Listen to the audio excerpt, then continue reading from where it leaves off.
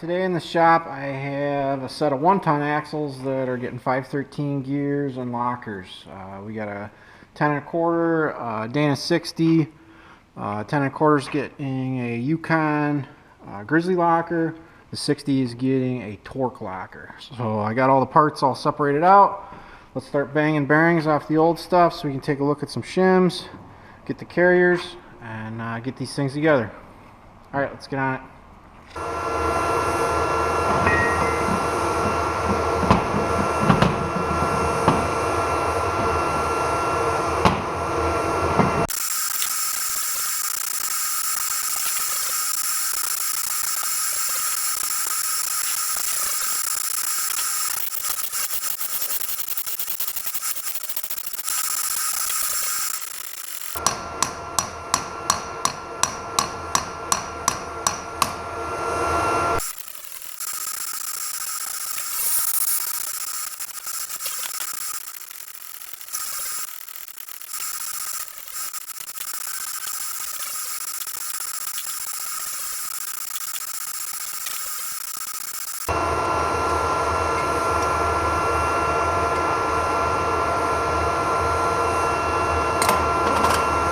Gear puller just barely doesn't fit on this bearing, and I've run into this problem before with Dana80s.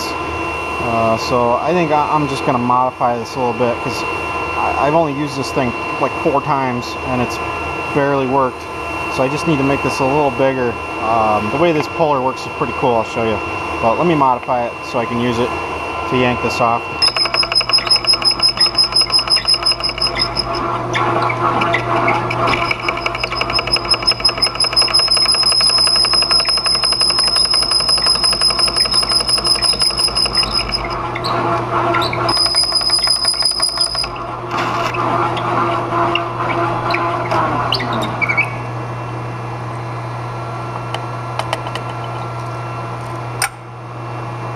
That should work now.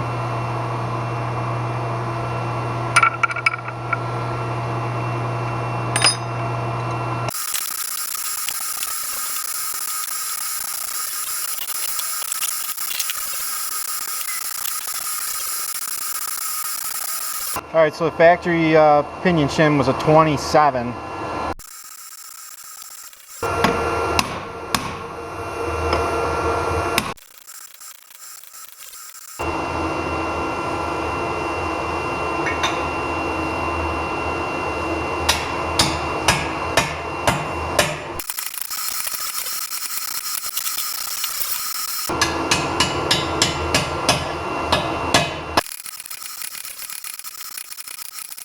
Got the new inner and outer pinion races banged in. You can always tell when a race is seated. You hear that change in pitch. Make sure it's bottomed out, you know, into the bore. So that's real important. That loosens up, you're done. Alright, let's get the pinion in for the first trial fit.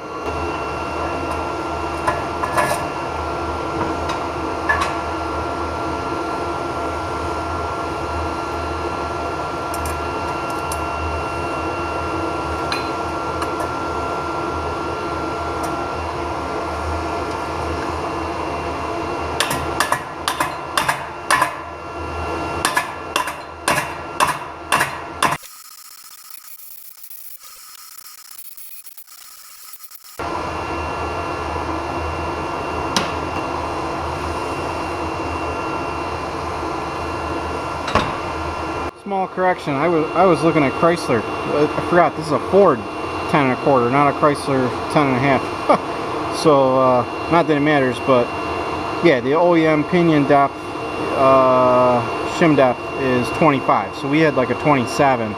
So yeah, it should be a lot closer than what I was thinking, but I mean, they all vary, but it's a good starting point.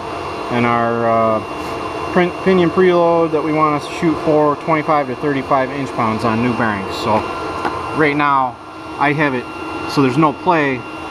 That's probably more like 10 or 15 inch-pounds, but we don't care about that right now. As long as it's in the right position. I do the crush sleeve and the seal after the final assembly, but for this point, for all intents and purposes, the pinion is not going to move no matter how, you know, how tight the preload is, theoretically. So Alright, let's get the carrier in and run a first pattern on this thing. Backlash, let's see, Ford 10 1/4, backlash 6 to 8, 6 to 10. So just like Jeeps. Alright, cool.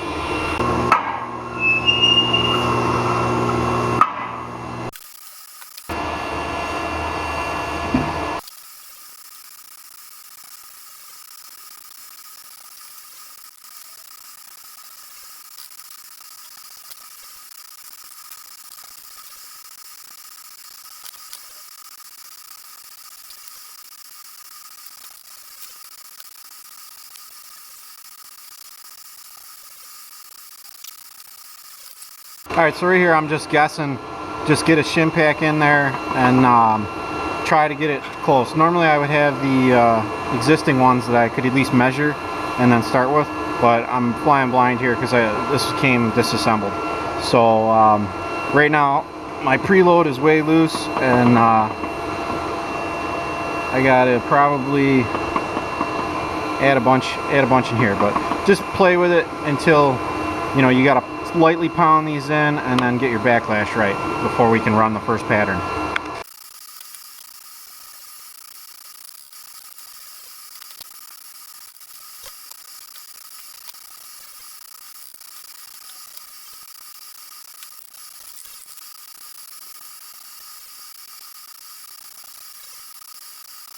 Okay, I got pretty good carrier preload and the shims are close.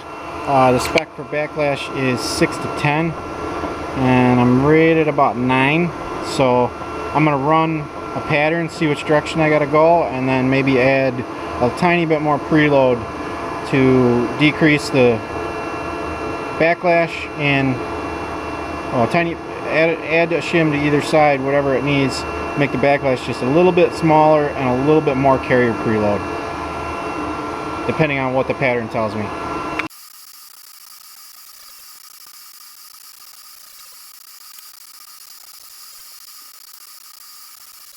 So there's our first pattern on the drive side. It's not too bad actually. And there's the coast side. So I'm just going to tighten that backlash up the way that I want it and see what direction it moves before I make a pinion change, because really I would like to drive the pinion a little bit further into the gear set, which means, you know, a couple more thousandths on the main pinion head shim. But let's get the backlash where I want it, closer, you know, a little bit, couple thousandths less, and see what happens.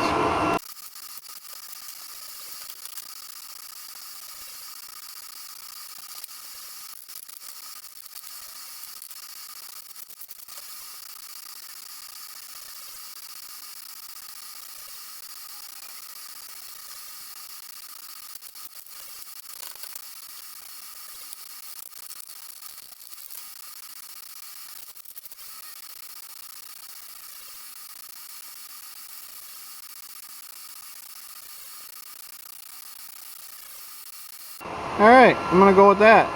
Looks good.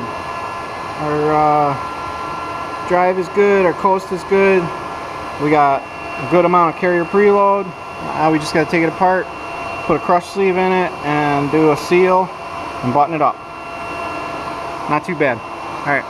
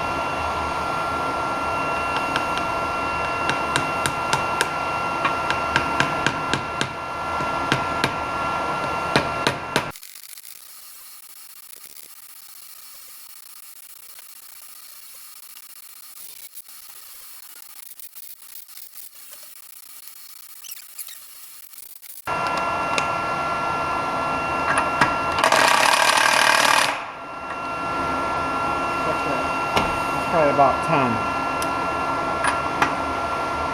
No, it's like 8 or 9. A new DeWalt battery usually does it.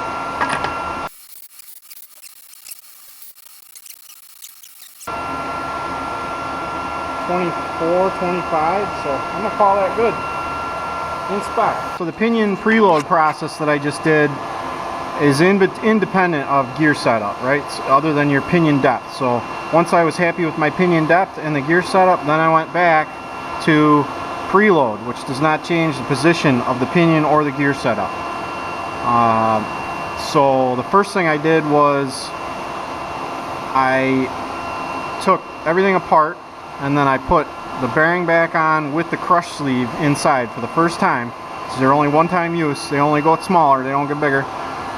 I left out the seal. I impacted down the yoke just till it stopped, but there was still a little bit of play, and what that does is it seats the bearing and everything so that when you're doing that, you don't destroy the seal.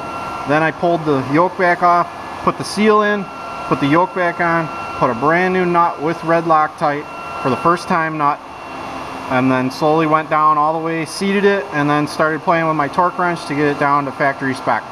So take your time. It's pretty easy. It's not rocket science. Usually a brand new DeWalt brushless 20 volt will do most crush sleeves. There's only a couple JK Dana60s that you got to get the pipe wrench out and a big breaker bar and do it by hand, but usually an impact gun does it.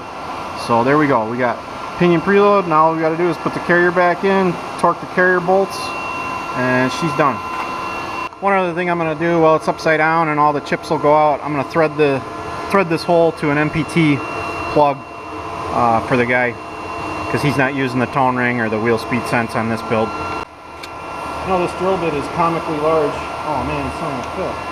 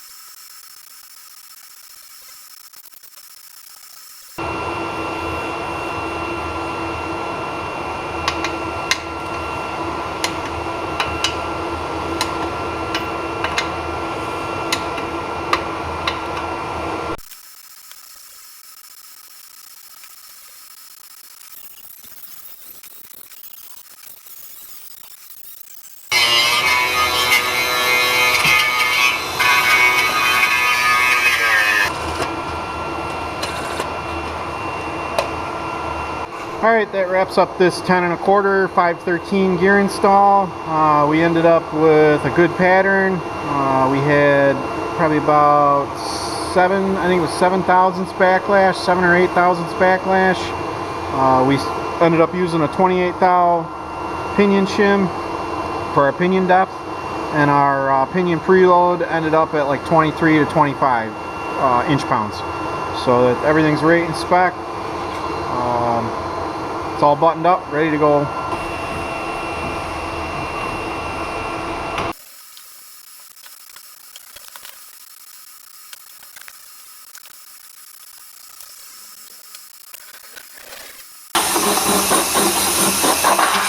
Alright, next up we got a Ford Dana60 high pinion front axle that we're going to put 513 gears in.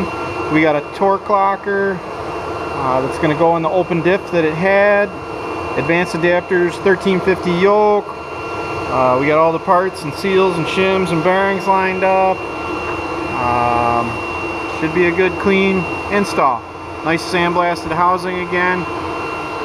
Alright, let's get all these parts in. Start breaking stuff down and swapping over and getting them in.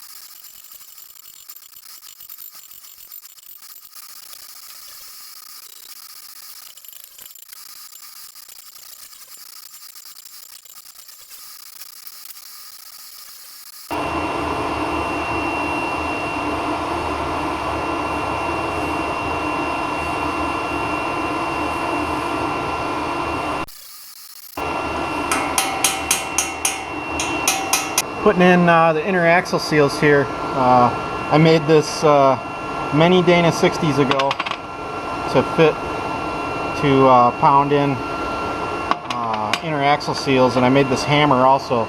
Lets you get a little bit more swing, you know, so that you can put them in. Helps out. It's just a $4 Harbor Freight claw hammer. So, all right, let's get this other one in too.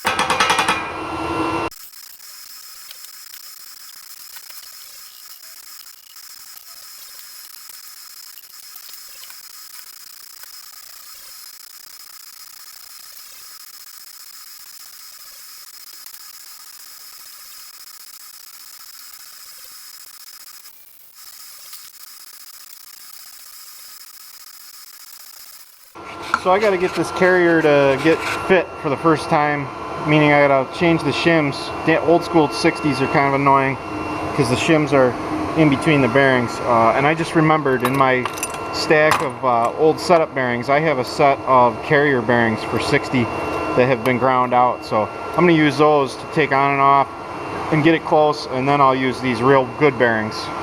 So bear with me. There, that's better now. Now I can just change the shims. These are setup bearings, they slide on and off. I'll get it so it fits in, get my backlash right, run a pattern, figure out where I'm going to go, and then I'll do a final pattern with the real bearings on after it's where it needs to be.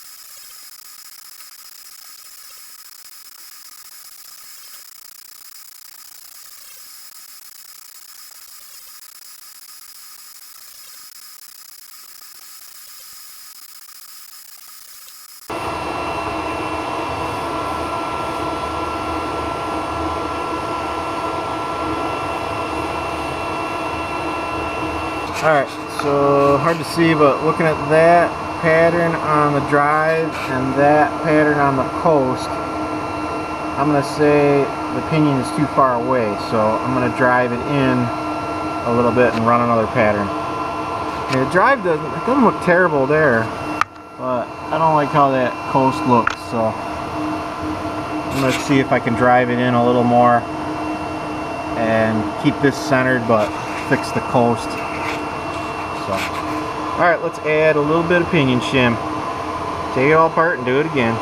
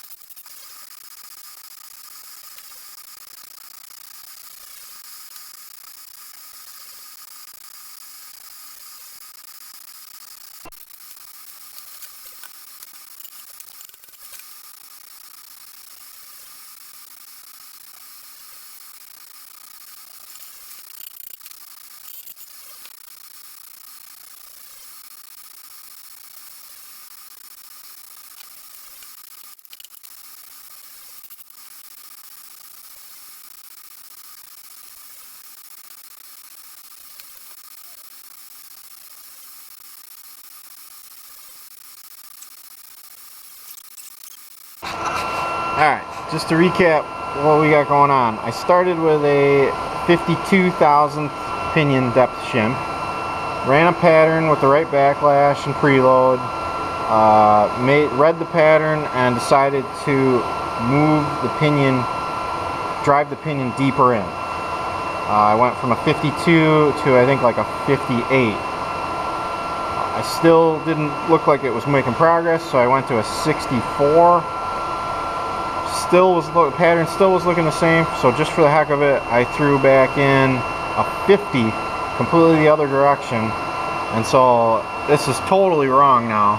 We got way back there, and you know, not what I want. So I think I gotta be somewhere between 65 and 70 thou, which seems like an awful lot. So that's why I was second guessing myself, but I'm gonna throw a 65 in and then run another pattern. So we'll get it. It's just what you gotta do.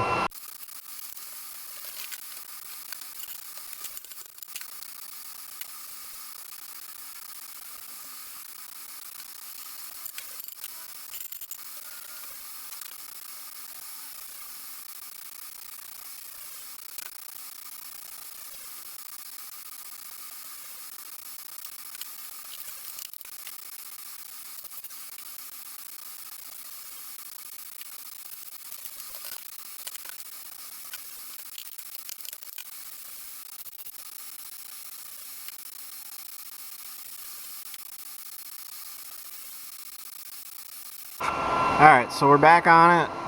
We got a 65 thou pinion shim, so that looks like a really good drive pattern.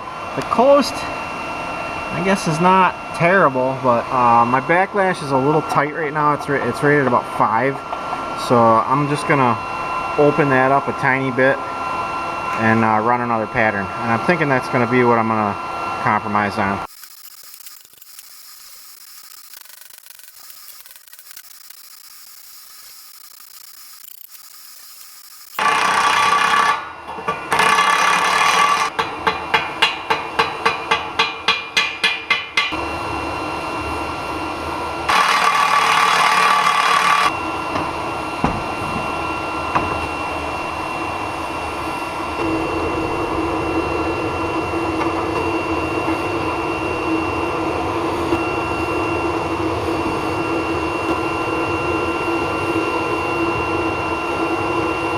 Okay, we got the pinion preload rated at 25 inch-pounds, so that's within spec.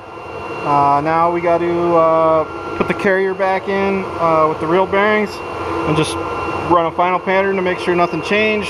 Sure it won't, and we'll be all set.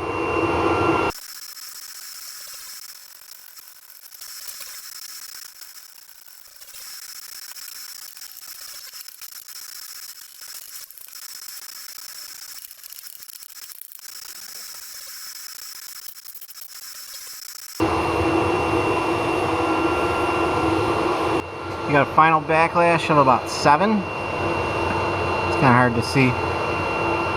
It's 2 plus 6, maybe 8, between 7.5 and 8.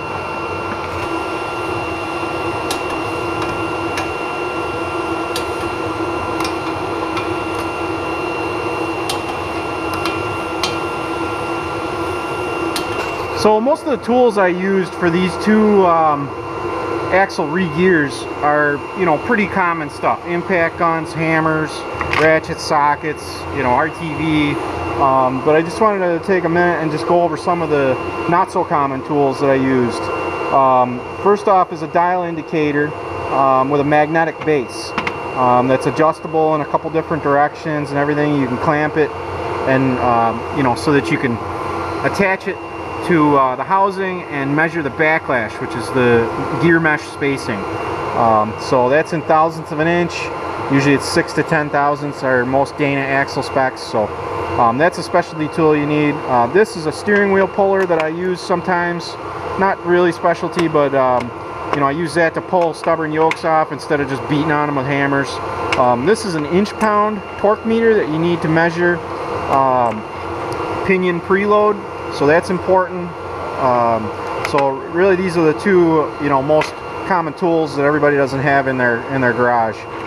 Brass drifts are always, you know, helpful. This hammer is a 4-pound sledgehammer that has copper inserts, so I can pound on ring gears or pound on things that you don't want to damage, and you know, that's really helpful to have a nice heavy-duty copper or brass hammer. I actually have a larger with a 3-foot handle one of these too, but pretty useful.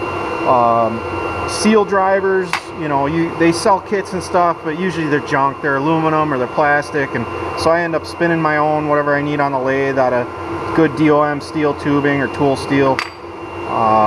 Setup bearings, I've gotten away from setup bearings with all the Jeeps that I do, just because you know, they're really, the newer axles, a lot of the shims are on the outside, so you really don't have to be pulling bearings on and off. And but I do have setup bearings. I happen to have a Dana60 inner pinion and Dana60 carrier bearings.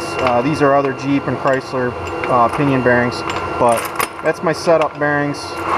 That the IDs are ground out a couple thousandths so that they just slip on. They're not loose rattly, but they slip on and you don't have to use a puller.